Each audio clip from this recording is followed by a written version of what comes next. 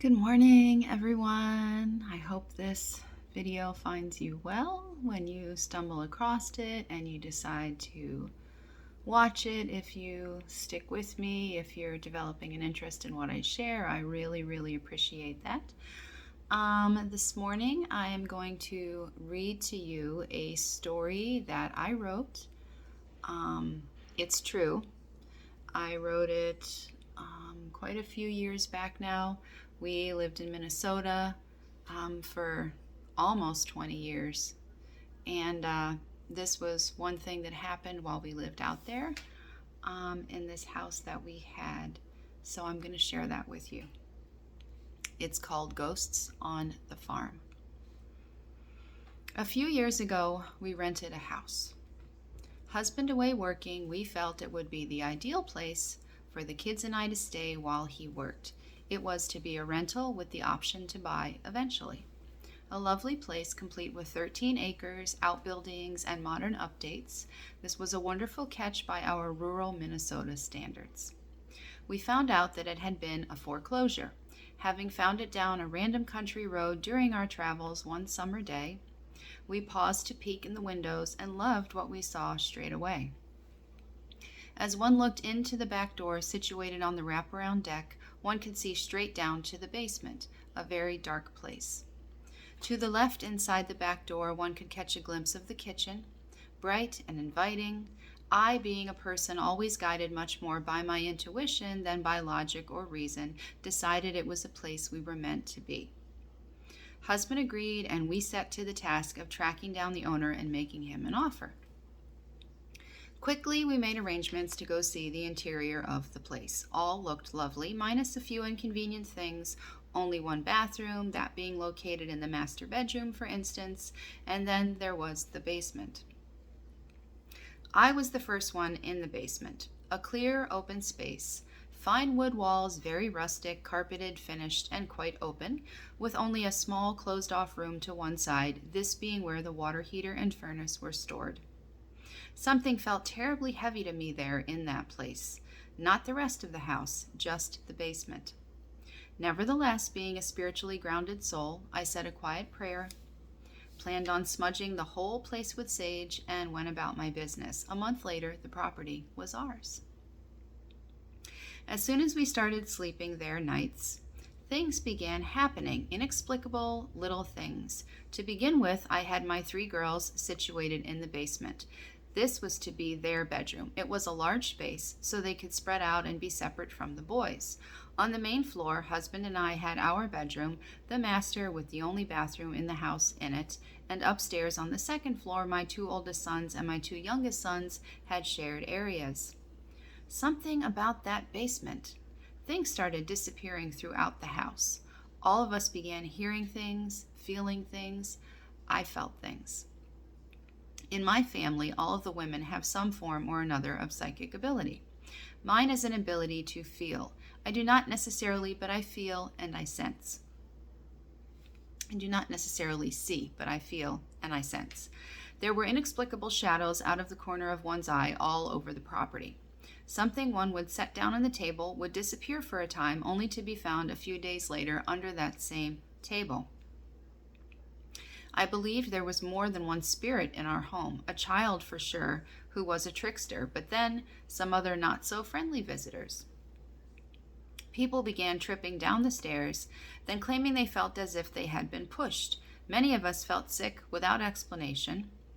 All of us began fighting with each other. We were irritable, we were stressed out. No one can understand why, for there was no real explanation. Our pets, cats, began defecating and urinating all over the rug in the basement. Nowhere else in the house, just the basement. I did some research and found out that this is a thing that cats often do when they sense spirit presence that threatens them. My girls began talking to people in the basement, people who weren't there. They started telling me stories of bloodied, bruised souls who would visit them at night and tell them things, scary, threatening things. Quickly, I moved my 3 girls up onto the first floor. They began sleeping in an area of the living room. This all only about a month or so into our stay at the farmhouse. By now I had reported the goings-on to my husband, very far away, and a skeptic by all accounts.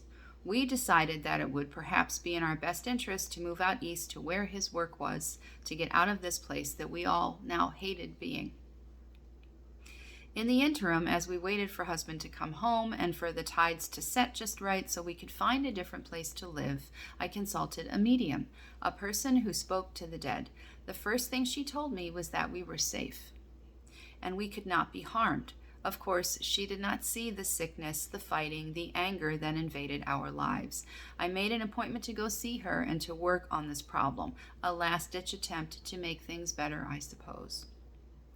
When the day of our appointment finally came, she told me there was a portal on the property, a door through which wayward souls could come and go, and that this was the explanation for all the phenomena we were experiencing. She did a meditation and walked several souls over to the light, some of whom my children had described implicitly. I felt a sense of relief. Armed with my sage, a sense of relief. I felt relieved. Armed with my sage and my faith and the belief that goodness is always stronger than bad, I went through the entire house with sage, said prayers, smudged the entire property, especially that downstairs small room, the one with the water heater and the furnace. This to me felt like the most foreboding area of all. Things seemed to get better somewhat. We closed the basement off for all intents and purposes, except for laundry, which was located in the back of the basement. I hated going into the basement because it felt so heavy, so threatening.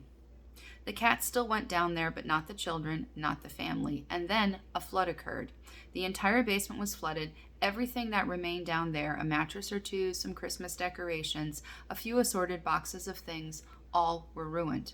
And still we had activity upstairs on the main 2 floors. I did some research at the library and found out that a fire had occurred out in our rural area. I couldn't be sure if it had been our exact property or not, but people had been killed, a home destroyed. Could this be part of the problem in addition to the supposed portal on our land? I didn't know.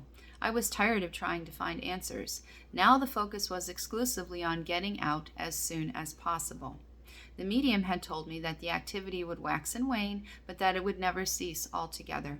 I felt for sure that the portal was in the basement, in that small room where the water heater and the furnace were stored. When I smudged that room and said a prayer, I was rackled with fear. I felt very intimidated being in that place. Finally, the day came when we were ready to leave. I did all of the packing myself and was more than happy to go. No regrets, except that with leaving went the highest of hopes that we'd had for this beautiful farmstead. However, it would not have been worth the price it charged had we chose to stay. Upon moving us out of that place once and for all, a kind of heavy, dense feeling was lifted from everyone. No more stress, no more anger or fighting. Things got better.